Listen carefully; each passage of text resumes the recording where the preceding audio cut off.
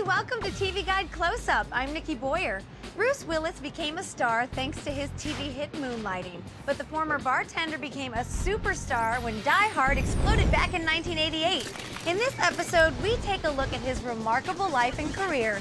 We hear from Bruce Willis himself and share our interviews with his friends and co-stars. We take you behind the scenes of his biggest films and a few of his misses, too. We even give you the whole scoop on his latest action drama, Live Free or Die Harder.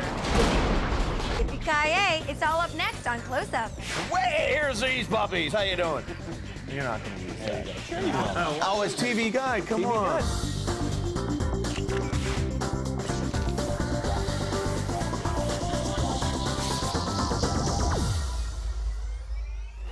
Walter Bruce Willis was born on March 19, 1955 to David and Marlene Willis. Bruce Willis was actually born in West Germany, lived there for 2 years, and then his father moved the family back to New Jersey, which is where he really grew up. He actually had a stutter growing up. He was pretty confident and popular in school. He did eventually also become student council president. Although he worked at a series of odd jobs after high school, Bruce knew early on what he wanted to do with his life. I knew I wanted to be an actor, and once I got on that path, I never really looked around very much and said, what if this doesn't work out? What am I going to be? I mean, I was a pretty good bartender. In 1985, Willis headed to Los Angeles for a series of auditions. One was for a role on a new Sybil Shepherd TV show about a pair of private detectives. After I did my first year of Moonlighting, I said in the press and to my friends that I can't imagine my life being any better than it was the last year. Bruce Willis won Emmys for the role, he won Golden Globe for the role. In 1987, Bruce began moonlighting in real life when he used his hiatus from the series to make the romantic comedy Blind Date. The Bruce Willis-Kim Basinger chemistry was sort of like, have you ever drank milk and then eat cranberry sauce? You know that doesn't really mix? And they didn't really mix. That was not a very good movie. Bruce had a lot more chemistry with actress Demi Moore. The couple married that November in Las Vegas with singer Little Richard presiding. The following spring, Willis appeared in the western Sunset, but it was his next film that catapulted him to the top of the A-list. His really big break comes with Die Hard. He gets an unreal salary, $5 million, for a guy that's a TV actor. This is huge, and this changed the course of his life. I'm sure movie purists will never want to admit this, but one of the most influential movies in the history of time is going to be Die Hard. Because from that point on, how many times does somebody go, all right, you know, it's Die Hard, but on a boat. It's Die Hard, but in the bathroom. It's Die Hard, but it's at the hotel. Die Hard is like this thing, this phenomena that will never go away. 1 month after Die Hard exploded in theaters, Bruce and Demi had their first child, daughter Rumer Glenn. The following year, Bruce played a Vietnam vet for the drama In Country, but the film didn't grab fans. His next project, however, became his highest-grossing movie to date. In Look Who's Talking, Bruce provided the voice of Baby Mikey. Then in 1990, July 4th would prove to be Bruce's day of independence, when Die Hard 2 became another blockbuster. Die Hard at an Airport is what it should have been called, but it actually was pretty good. It sort of took all the money and action and everything from the first Die Hard, multiplied it by about 10, and it was actually pretty entertaining. He does 2 other movies in 1990. He does Look Who's Talking 2, which didn't quite live up to expectations as the first one. It was followed, unfortunately, by Bonfire of the Vanities. That downturn continued with a string of movie misses. More Than Thoughts was a movie he did with wife Demi Moore. He played horrible, mean, wife-beater guy. Next up was the largely reviled vanity project Hudson Hawk. 1991 had one bright spot for Bruce, though. That July, he and Demi welcomed their second daughter, Scout LaRue, into the world. Unfortunately, his 2 movies, Billy Bathgate and The Last Boy Scout, were welcomed by no one. I didn't know that I could hang and act at the same time. Death Becomes Her also did nothing to secure his standing as a Hollywood mover and shaker, and the flops continued to pile up. Striking Distance and Color of Night left the studios seeing red. In February 1994, his third daughter, Tallulah, was born. Then Bruce got his second chance.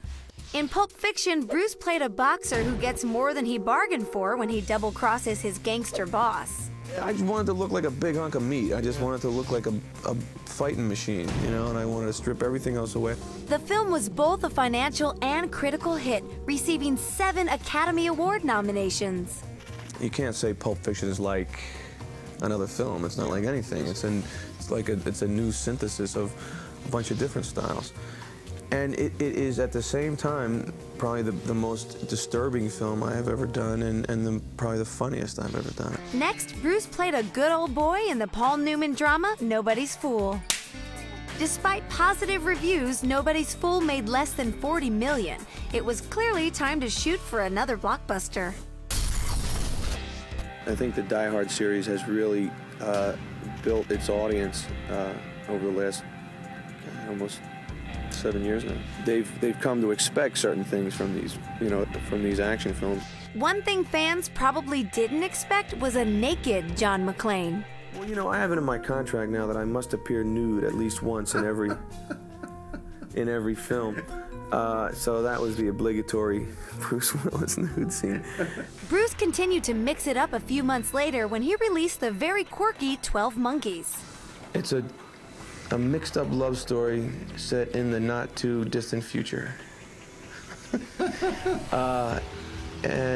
Once again, I appear completely buck naked in it. I got a chance to use a different set of acting muscles in this film. He's not a very glib character. He's not funny. He's not interested in being funny. Every time I watch it, I get more and more impressed by what he's doing in it, because it's very subtle what he's doing in a lot of the time. I was so impressed with Bruce. I don't know what I expected, but I was so impressed because he had so much respect for the other actors, the extras, the crew. He looked out for everyone. All my respect to him. Then in September 1996, Bruce was literally the last man standing. We chose to, you know, play the character in an ambiguous way. There's something that I've been trying to get into my films for a long time, and that is I know that in everyone's heart, in every man and, you know, a woman's heart, there is a good side and a, you know, bad side. The crime drama made just $33.2 million worldwide, but his next movie, Beavis and Butthead Do America, rang in over $63 million.